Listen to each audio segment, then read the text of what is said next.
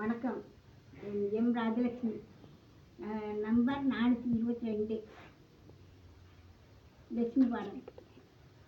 கோமாதா எங்கள் குலமாதா, குலமாதர் நலம் காக்கும் குணமாதா, புவி வாழ்வில் அருள் பொங்கும் பெருமாதா, வண்ண கோமாதா கோமாதா எங்கள் குலமாதா. வணங்காதார் திறமுன்னை வணங்கும்,